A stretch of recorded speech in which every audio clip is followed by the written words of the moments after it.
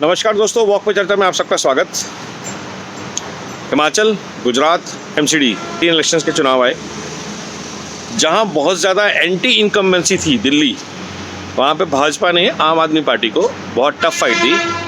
कांग्रेस जो कि दिल्ली की पार्टी है, जहां पे दिल्ली में जहां उसके पार्टी अध्यक्ष और सारे नेतागण रहते हैं, कांग्रेस इज़ राउटेड हियर। सो एक पहली ऑब्जर्वेशन।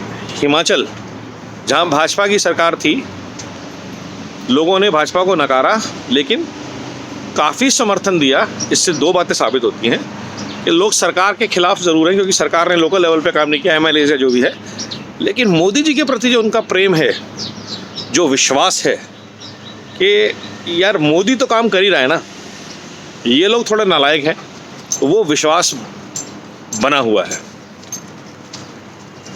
और उसका नतीजा क्या होगा कि अभी जब 2024 के लोकसभा चुनाव होंगे तो सारी लोकसभा सीटों पर हिमाचल में भाजपा जीतेगी। एक आध कोई अगर कांग्रेस जीत ले तो अलग बात है।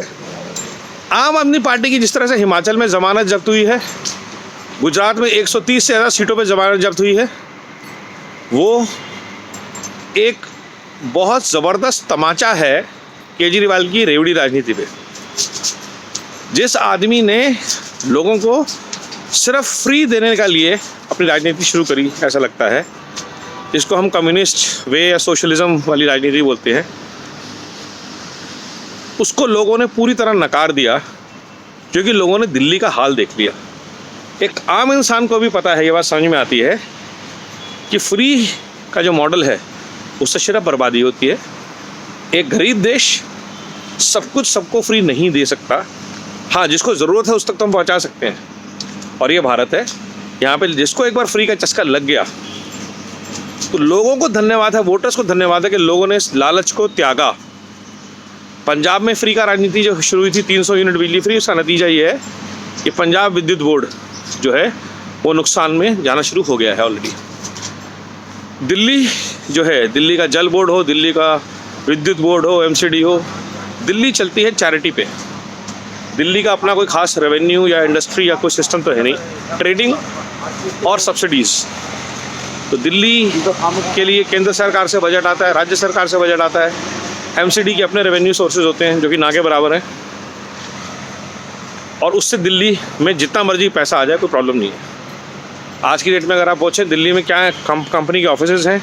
नहीं, सब गुड़गांव नोएडा में है। दिल्ली में कोई एम्प्लॉयमेंट जनरेट हो रही है? सिर्फ लेबर की एम्प्लॉयमेंट जनरेट हो रही है, नॉलेज वर्कर्स की एम्प्लॉयमेंट नहीं है। तो दिल्ली में पैसा कहाँ पे है? फैक्ट्रीज़ हैं दिल्ली में? शायद नहीं। सब चोरी चकारी की फैक्ट्रीज लगी हुई हैं, इलीगल फैक्ट्रीज चल रही हैं आनंद पर्वत में, इधर उधर इंडस्ट्रियल एरियाज़ में, जो पॉल्यूशन फैला रही हैं और रिश्वत दे के चल रही है। तो आज की डेट में दिल्ली का जो बर्बादी केजरीवाल ने 8 साल में करी है, वो गुजरात ने देख लिया। गुजराती बिजनेसमैन बहुत समझदार होते हैं, उन्होंने देखा और समझा कि ये आदमी जो है दिल्ली का मॉडल अगर यहाँ लाने की बात कर रहा है तो बहुत ख़तरनाक सिचुएशन हो सकती है गुजरात की। और उन्होंने उसको इतनी बुरी तरीके से रिजेक्ट किया कि भाजपा में दुगना विश्वास जताते हुए उसको 157 सीट्स दी। और भाजपा में विश्वास मोदी जी की जीत है, क्योंकि सारा अटैक नरेंद्र मोदी पे ही होता है।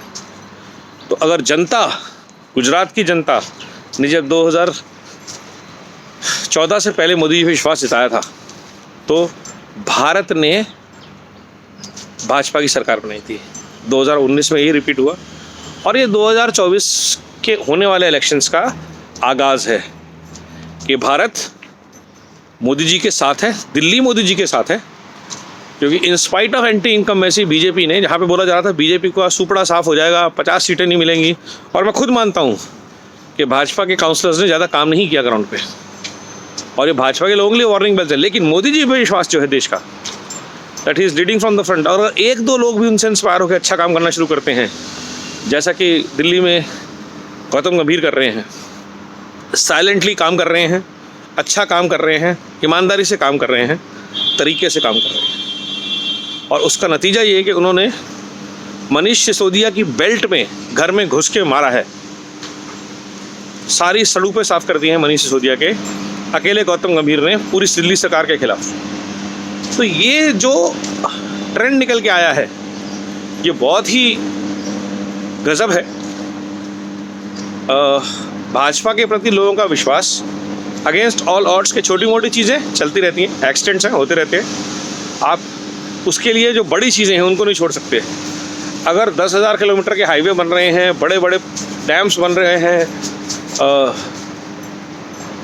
16 स्टैचू ऑफ यूनिटी बन रहा है, और अगर एक मोरबी ब्रिज जैसी घटना होती है उसकी वजह से आप सोचेंगे कि गुजरात की जनता मोदी जी को नकार देगी, इस सोच पे थप्पड़ पड़ा है बहुत ज़ोर का।